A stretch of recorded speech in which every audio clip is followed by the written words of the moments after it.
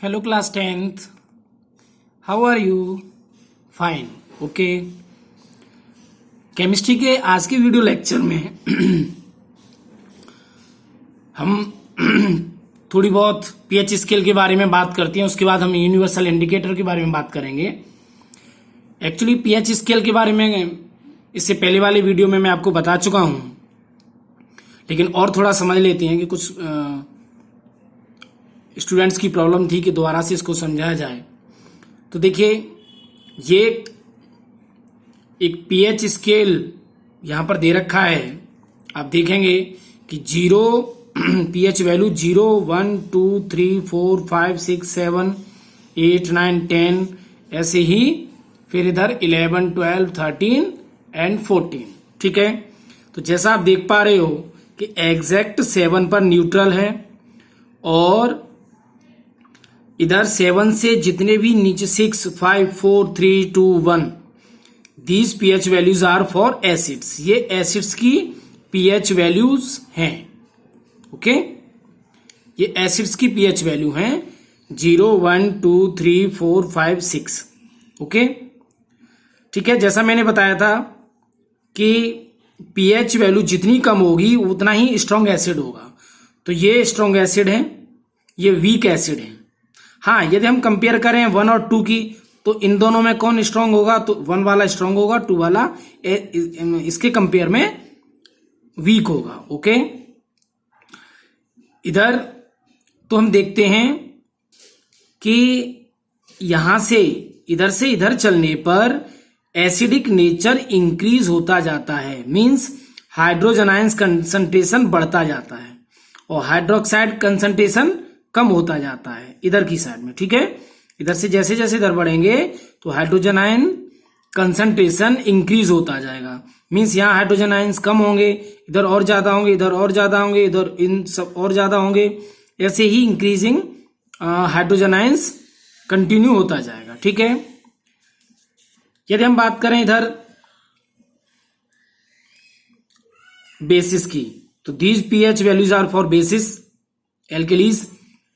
तो 7 के बाद 8, 9, 10, 11, 12, 13 ये सब बेसिस की पीएच वैल्यू होती हैं। और इधर से जब इधर आगे बढ़ेंगे तो पहले वीक बेसिस, ओके, और उसके बाद स्ट्रॉन्ग बेसिस। मींस बेसिस के लिए पीएच वैल्यू जितनी कम होगी उतना ही वो स्ट्रॉन्ग होगा। तो इंक्रीजिंग बेसिक नेचर इधर से, तो बीच एग्जैक्ट 7 पे न्यूट्रल होता है। तो न्यूट्रल से इधर चलने पर एसिडिक नेचर बढ़ता जाएगा, इधर चलने पर बेसिक नेचर बढ़ता जाएगा। यहाँ हाइड्रोक्साइड आयन कंसंट्रेशन इंक्रीज होता जाएगा और हाइड्रोजन आयन कंसंट्रेशन कम होता जाएगा। ठीक है, तो ये टेबल आप अपनी नोटबुक में बना सकते हो और अच्छे से तैयार कर सकते हो। यहां से क्वेश्चन जरूर पूछा जाता है। अब हम कुछ पीएच वैल्यूज, कुछ कॉमन सब्सटेंसेस हैं उनकी बात कर लेते हैं। वो पीएच वैल्यूज भी आपको लर्न होनी चाहिए। तो देखते हैं हम पीएच वैल्यूज। तो यहां से आप देखोगे, कल मैंने बताया था इससे पहले वाली वीडियो में कि वाटर की एग्जैक्ट 7 होती है। ठीक है ना, प्योर वाटर की, क्योंकि वो ना तो एसिड है और ना बेस है।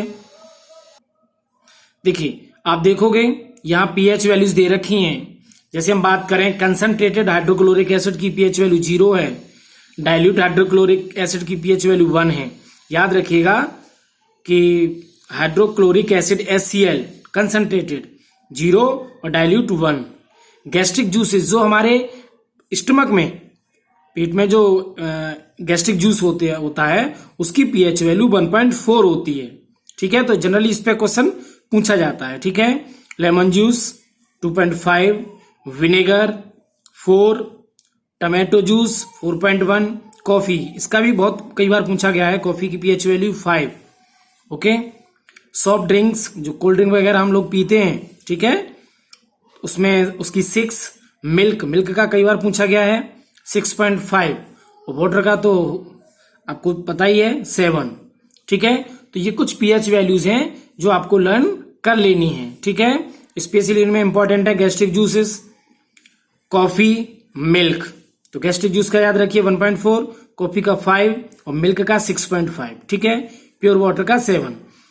तो आप लर्न कर सकते हैं कि प्योर वाटर की 7 इसके कंपेयर में लर्न करिए, मिल्क की इससे कम होती है। मीन्स मिल्क थोड़ा सा स्लाइटली एसिडिक होता है क्योंकि उसकी पीएच वैल्यू 6.5 है। ओके, अब हम बात करेंगे कुछ और पीएच वैल्यूज के लिए।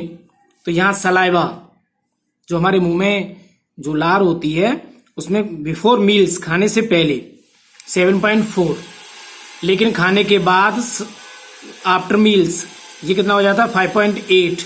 ब्लड का याद रखिए, कई बार पूछा गया है 7.4।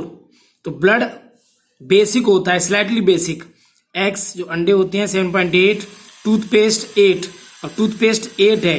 हमने देखा होगा कि टूथपेस्ट जब हम करते हैं खाने के बाद और एसिड न बने मुंह में, दांतों में कीड़ा ना लगे, तो उसके लिए टूथपेस्ट करते हैं। क्यों? क्योंकि उसकी पीएच वैल्यू 8 है, बेसिक है, तो ये एसिड को न्यूट्रलाइज कर देगी। Baking soda solution 8.5, washing soda solution 9, milk of magnesia 10.5, house hold ammonia 11.6, dilute sodium hydroxide NaOH उसका 13, और कंसंट्रेटेड सोडियम हाइड्रोक्साइड 14। तो ये याद रखिए, यहां पर ये डाइल्यूट और कंसंट्रेटेड NaOH के बारे में पूछ लिया जाता है 13, 14।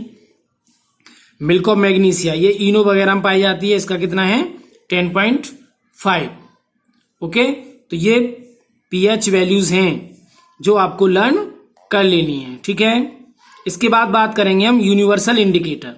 एक्चुअली यूनिवर्सल इंडिकेटर क्या है कि देखिए, जो कॉमन इंडिकेटर्स हैं जैसे लिटमस पेपर है, सिर्फ हमें ये बताता है कि कोई सब्सटेंस एसिड है या बेस है। ठीक है, या फिर जो कॉमन इंडिकेटर्स हैं वो हमें रिलेटिव स्ट्रेंथ नहीं बता सकते एसिड और बेसिस की, कि कौन सा स्ट्रांग है कौन सा वीक है। ठीक है, तो एसिडिक और बेसिक सब्सटेंस किस तरीके से, उनकी स्ट्रेंथ क्या है, तो उसके लिए यूनिवर्सल इंडिकेटर यूज किया जाता है। ठीक है, तो what is universal indicator?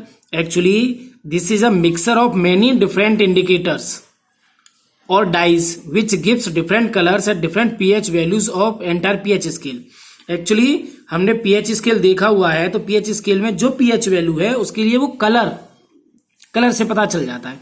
Actually हम नॉर्मली जैसे हमें ब्लड दे दिया जाए, मिल्क दे दिया जाए, या मिल्क और मैग्नीशिया, तो हम इनकी पीएच वैल्यू तो निकाल नहीं सकते, घर पे पता तो कर नहीं सकते।